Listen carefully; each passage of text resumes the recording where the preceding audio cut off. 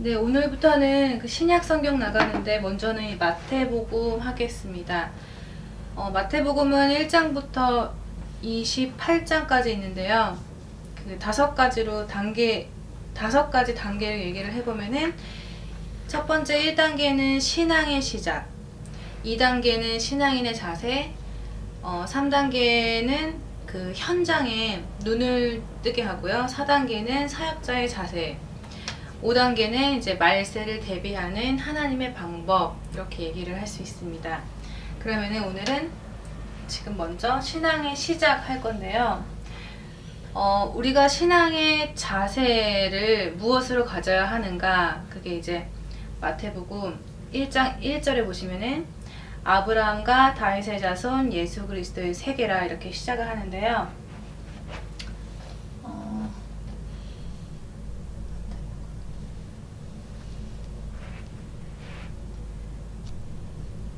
첫 번째 보시면은 하나님께서는 아브라함하고 다윗에게 그 그리스도에 대한 두 가지 약속을 하셨어요. 언약인데요. 첫 번째 아브라함. 그 어떤 언약이냐면은 그 아브라함은 창세기 12장 3절에 먼저 보시면은 그 부르실 때 본토 친척 아버지 떠나 내가 내게 지시할 땅으로 가라. 내가 너로 큰 민족을 이루게 하고 너한테 복을 주어서 네 이름을 창대케 하리니 너는 복의 근원이 될지라 이렇게 이제 말씀을 하셨는데요. 이것은 뭐냐면은 아브라함의 자손 이 그리스도를 통해서 온 땅의 무리가 복을 받는다는 그 이제 약속을 하셨습니다. 그래서 여기서 이 복이라는 것이 그 단순한 복이 아니고 뭐냐면은 창세기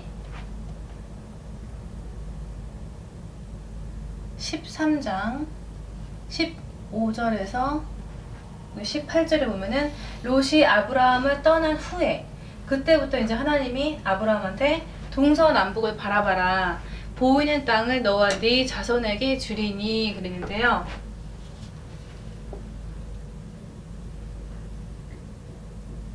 이 자손. 그래서 이 자손을 갖다가 그 갈라디아서 3장 16절에 보시면은 아브라함과 그 자손에게 말씀하신 것인데 여럿을 가르켜 그 자손들이라고 하지 아니하시고 오직 하나를 가르켜 네 자손. 이 단수를 쓴 것은 곧 그리스도라 그랬어요. 그리스도라.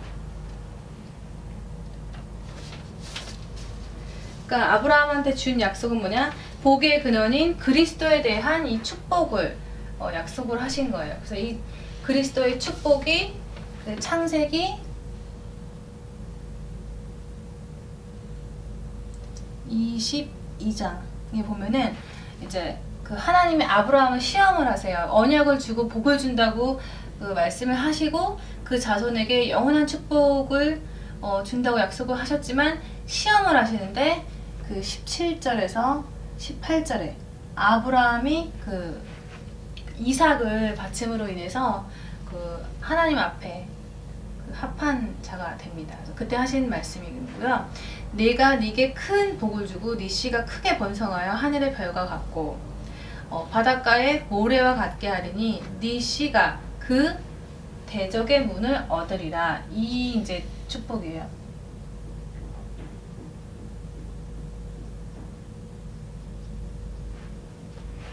아브라함의 후손 그리스도를 통해서 모든 그 흑암, 모든 문제, 모든 저주와 재앙을 끝내는 그 답을 얻으리라. 이 축복입니다.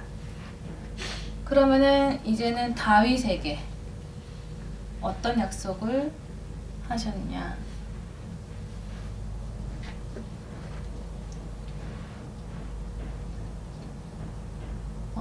7장 8절에서 13절에 보면은 다윗의 자손 중에 한 왕이 그의 보좌에서 영원히 앉게 되리라는 그 말씀. 다윗의 후손을 통해서 그 영원히 그의 보좌에 앉게 되는 왕을 보내겠다 이 약속을 하셨어요. 근데 그 이사야 9장 6절에서 7절에 보시면은 그 우리의 그 만왕의 왕은 예수님이잖아요. 근데 이 예수님한테 아버지라는 호칭이 있어요. 여기 내용 보시면은 한 아기가 우리에게 낳고 한 아들을 우리에게 주신 바 되었는데 그 어깨에는 정사를 메었고 그 이름은 기묘자라 모사라 전능하신 하나님이라 영존하시는 아버지라 평강의 왕이라 할 것임이라. 이렇게 예수님 하나님 그 아들이라는 그분에게도 아버지라는 호칭이 붙습니다. 그래서 보시면은 정사와 평강의 더함이 무궁하며 또 다윗의 위에 앉아서 그의 나라를 굳게 세우고 자금 이후 영원토록 공평과 정의로 그것을 보존하실 것이라. 만군의 여호와 열심히 이를 이루시리라 그랬어요.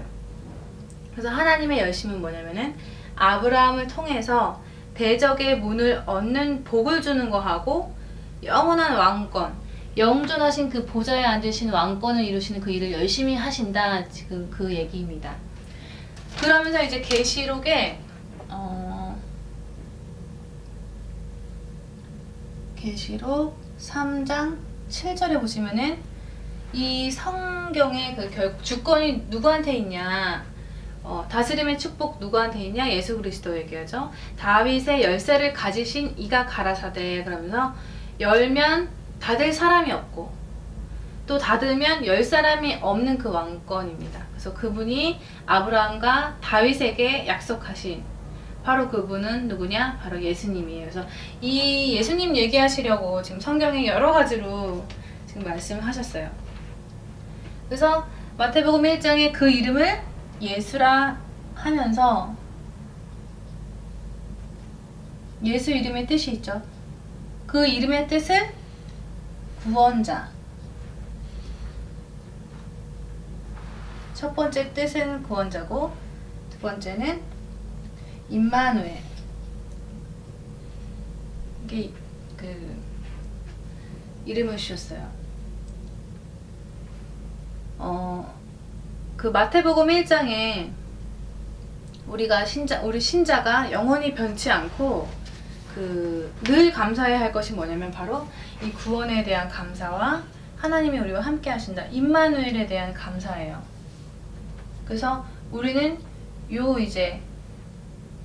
이름의 뜻을 그 예수 이름의 이 구원자 임마누엘이라는 뜻을 이 예수 이름을 가지고 창세기 3장 문제 그 영적인 문제를 완전히 해결을 받을 수 있게 되고요. 구원자를 통해서 또 대적의 문을 얻는 왕의 축복과 또 임마누엘은 이제 우리가 영원하게 성령으로 변치 않고 썩지 않는 축복을 가지게 되는 것입니다. 그래서 이것이 우리의 믿음의 시작이고요. 마태복음 2장에 보면은 언약의 성취예요.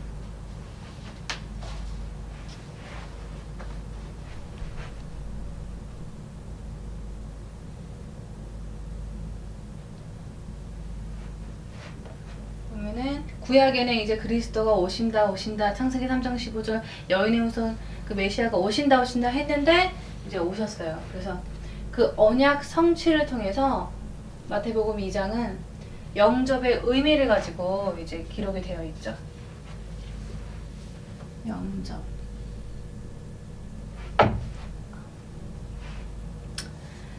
첫 번째 이제 동방박사 세 사람이 유대인의 왕이 어디서 나시냐 그러면서 이제 예수님을 한테 이제 경배하려고 이제 찾는데요.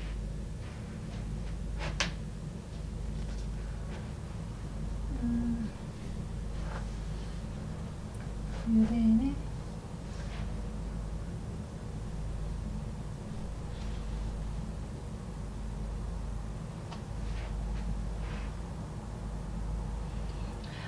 그래서 이제 마태복음 2장은 한 스토리를 네 줄기로 사건을 지금 얘기할 수 있는데요.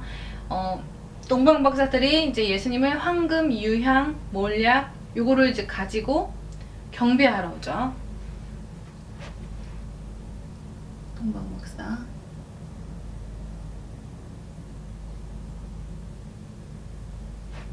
두 번째는 이제 그 헤롯이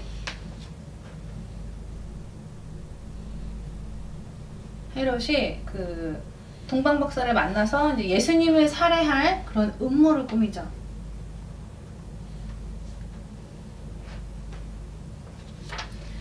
그리고 세 번째는 뭐냐면은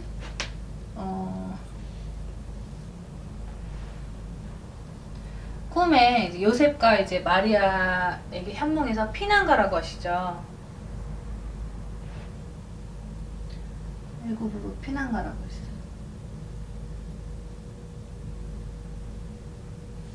그리고 이제 나중에 이제 귀양.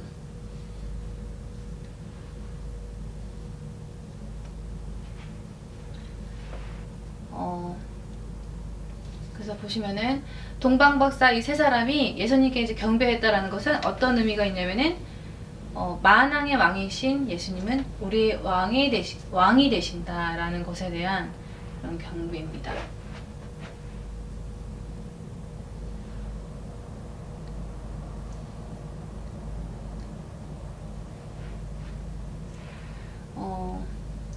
또 이제 헤롯이 예수님을 살해해야겠다는 그 의도는 뭐냐면은 예수님은 우리의 인자로 오셨죠. 인자로 오셨는데 그 메시아를 이 땅에 발 붙이지 못하게 하려는 그런 이 사단의 음모, 사단의 전략.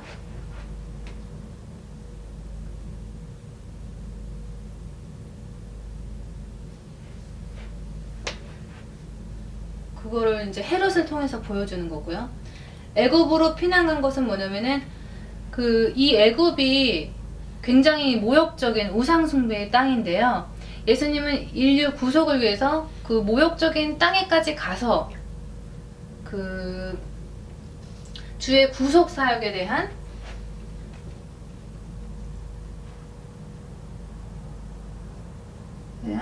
열정을 보여주셨다, 그런 의미가 있습니다. 귀향은 구약에 예언된 것은 뭐냐면은 예수님이 예루살렘, 베들레헴 여기서 나신다고 예언을 했는데 지금 이제 나사렛 예수를 얘기를 하니까 나사렛에서 메시아가 나온다고 얘기를 안 하죠. 근데 이제 뭐냐면은 예언된 거랑 틀리다 이 말인데요. 실제적으로 처음으로 예수님이 탄생할 당시에 그 헤롯을 통해서 호적하라고 명령이 떨어졌어요. 그래서 그게 이제 다 구속사적인 역사의 흐름을 보여주려는 얘기인데 호적하라니까 이제 마리아하고 요셉이 예루살렘으로 가서 이제 베들레헴에서 예수님을 낳고 이제 고향으로 돌아가서 나사렛이라는 이 동네에 사시죠.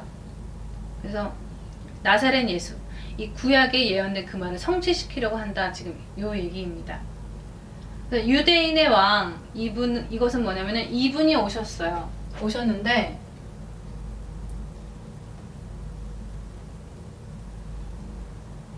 그 요한복음 1장 11절에 보니까 자기 땅에 왔는데 자기 백성이 영접하지 않았대요. 그리고 이 분을 영접을 하는데 하나님 자녀가 되는 권세를 줬고요. 그래서 누가 영접했냐면 동방박사, 이방인들이 먼저 영접을 해요. 그 헤롯 왕 있잖아요. 요 헤롯 왕이 왕인데도 불구하고 이때 보시면은 2살 미만의 애를 다 죽이라고 하잖아요. 자기가 왕위에서 왕자리에 있으면서도 불안한 거죠. 그래서 결국은 사단의 정체를 드러내는 그 역할을 하고 결국은 또 하나님이 헤롯을 이제 데려가죠. 그래서 하나님께서 결국은 메시아의 길을 여시는 거예요. 이 말의 뜻은 뭐냐면은 복음은 아무도 막을 자가 없고 복음을 막으면 헤롯처럼 이렇게 죽게 된다. 이 의미가 있습니다. 그리고 마태복음 3장은요.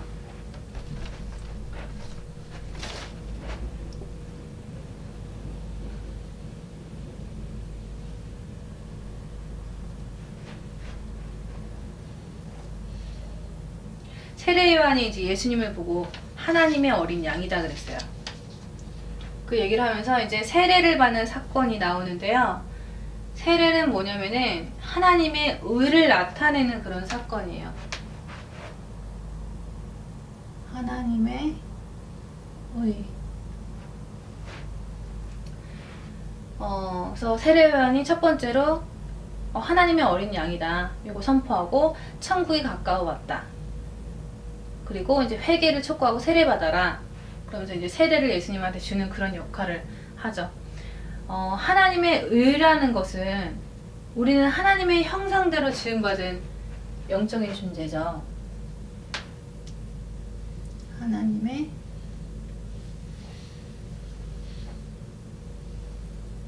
형상. 하나님의 형상에 대한 의미가 의의 정체성일 뿐만 아니라 이 하나님 형상은 거룩하세요.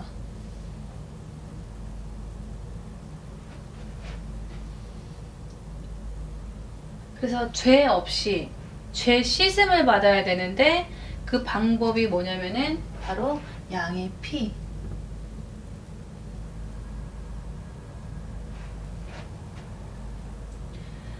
그래서 구약에는 계속 양의 피 가지고 거룩함을 나타내죠. 근데 이 양의 피는 결국 뭐냐면은 예수님이 오시기까지 수천 년 동안 그 예수님의 그림자를 보여주고 있는 거고요. 그래서 요거 놓치면은 하나님하고 상관이 없게 되어 있는 거예요.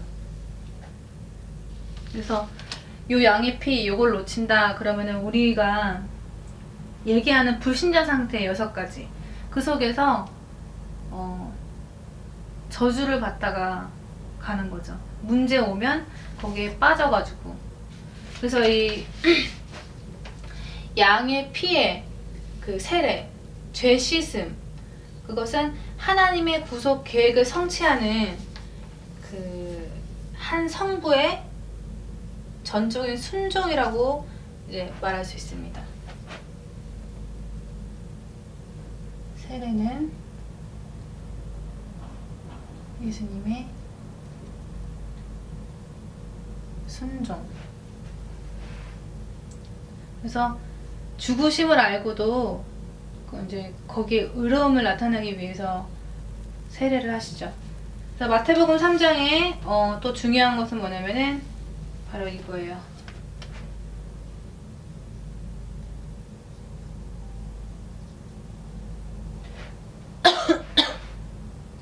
예수님이 세례를 받고 물에서 올라오셨을 때 일어나는 일, 하늘문이 열리고, 첫 번째로는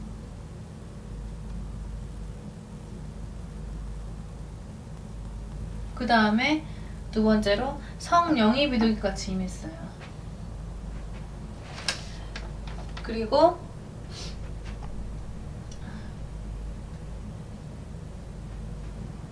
하나님의 음성이 들렸는데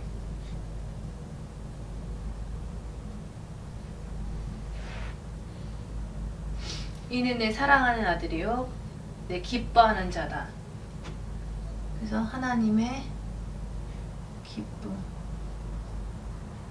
성령이 비둘기.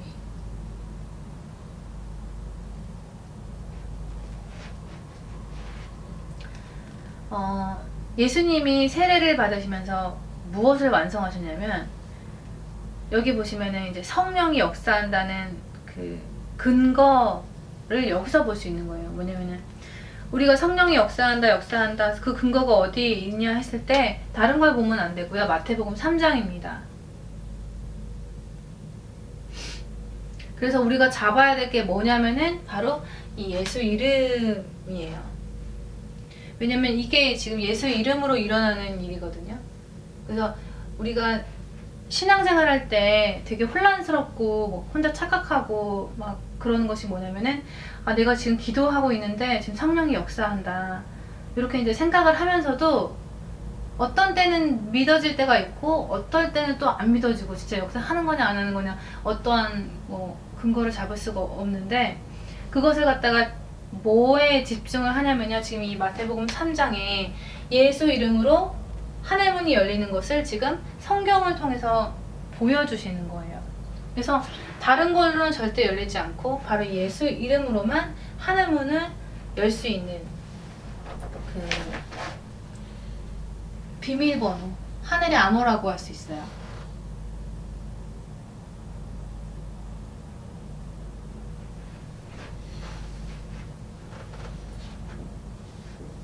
그래서 예수 이름으로만 하늘문이 열리게 되어 있고 우리가 이제 성령이 역사하는 게 보이지가 않으니까 못 봤지만 여기 보시면은 성령이 비둘기처럼 날아오는 것을 그렇게 성령이 임한다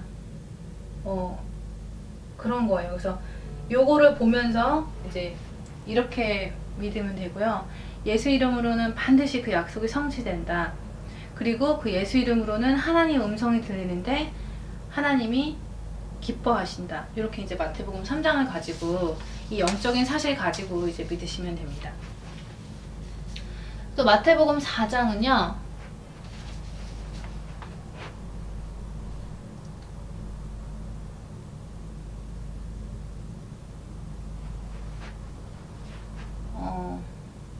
사장 1절에 보시면은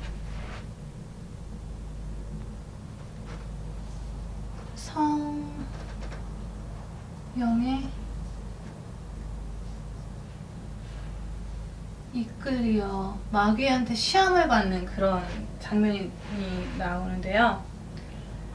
왜 예수님께서 성령에 이끌리는데 마귀한테 시험을 받냐라고 했을 때 참고할 것이 뭐냐면은 바로 로마서 5장 12절이요.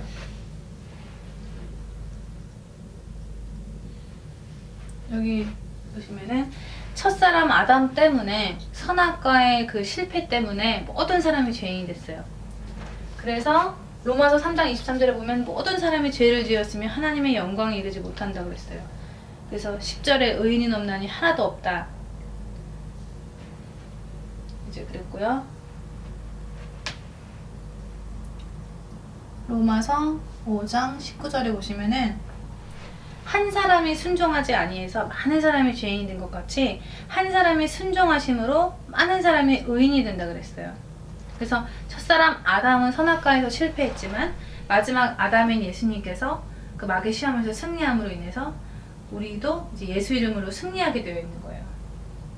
그런 이제 의미를 기록을 해놨어요. 그래서 로마서 5장 21절에 여기 보시면은 죄가 사망 안에서 왕노릇한 것 같이 은혜도 또한 의로 말미암아 이 의가 뭐냐면은 예수님이 우리를 위해서 죽으신 분이니까 그 의로 말미암아 왕노릇하여 우리 주 예수 그리스도로 말미암아 영생에 이르게 하려 함이니라. 그래서 모든 권세가 누구한테 있냐면 바로 예수님한테 있어요. 그래서 이 예수님이 성령에 이끌려 마귀한테 시험 당할 때 무엇으로 승리했냐면은 바로 말씀으로 승리하셨어요.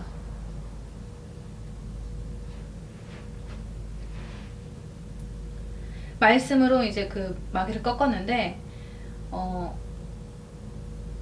그래서 우리가 구원을 받았어요. 근데 우리가 예수 이름으로 마귀를 꺾지만은 실제적으로 뭐냐면 그 말씀의 뿌리를 갖고 있어야만 승리할 수 있습니다. 왜냐면은 뿌리가 내려지지 않으면 이 예수 이름이 쉽게 이제 시간이 지나면은 잊어버리게 되기 때문에 그 얼마나 이 예수 이름에 대해 이 중요한가 그 말씀의 뿌리가 이제 내려져 있어야 됩니다. 그래서 첫 시험이 뭐냐면은 4장 3절에 보시면은 배고팠는데 굶주리셨는데 돌 가지고 떡을 만들어 먹으라 그러죠.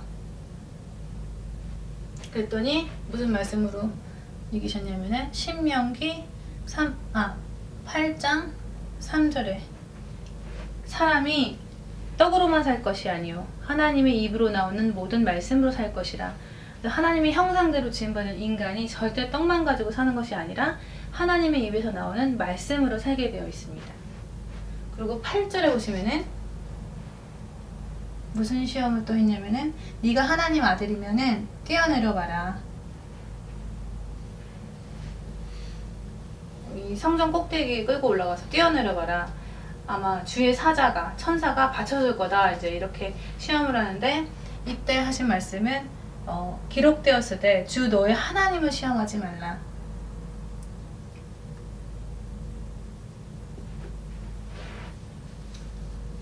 그리고 마지막으로는 천하 만국을 이렇게 보여주면서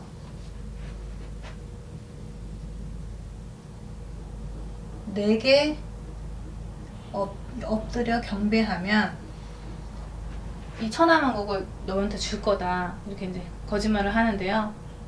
이때 뭐라고 하셨냐면 다만 너희 하나님께 경배하고 다만 그를 섬기라 하였느니라.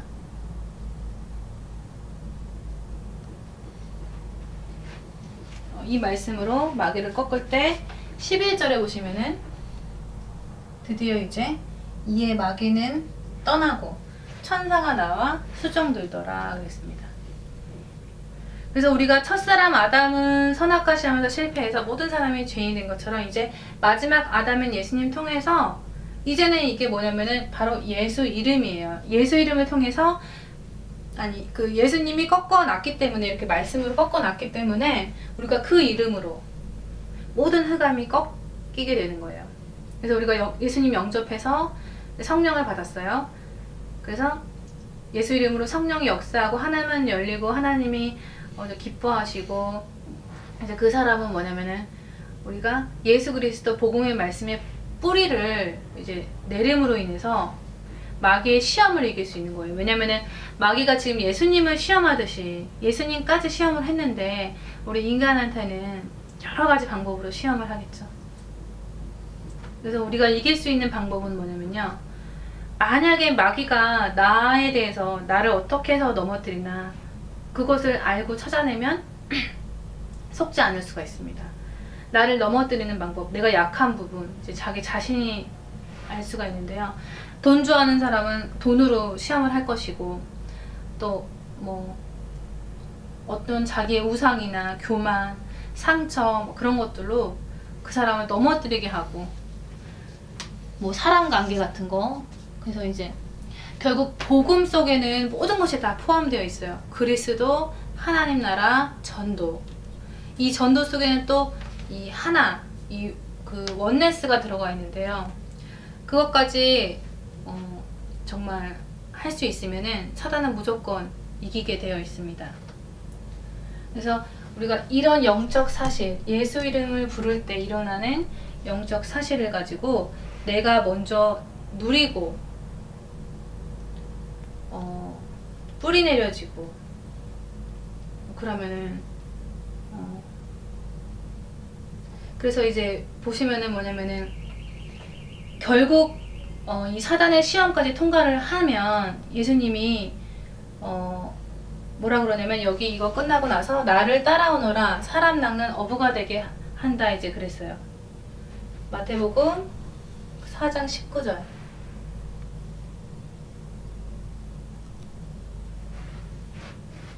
그래서 20절에 저희가 결국 그 그물을 버리고 예수를 쫓고요. 22절에도 그 배와 부친을 버려두고 예수님을 쫓고 또 마태복음 8장 그 18절에서 22절에 보시면은 그 아버지가 죽어가지고 장사 지내러 간다 그러니까 죽은 자들은 죽은 자들로 장사 지내게 하고 너는 나를 따르라 그랬어요. 그래서 죽은 자들은 이 말 뜻이 죽은 자들이 할 일이 있고 불신자들이 할 일이 있고 신자들이 할 일이 따로 있다. 이런 의미가 있습니다. 그래서 사단은 우리를 전도자의 삶을 살지 못하게 하기 위해서 복음에 올인하지 못하게 하기 위해서 육신적인 것으로 상처로 환경으로 여러 가지로 이제 묶어놓고 있는데 그 사단의 전략을 정말 알고 나의 약점이 무엇인지 알고 거기에 안 넘어지도록 몸부림치면서 이 말씀을 사실적으로 믿는 것이 중요합니다.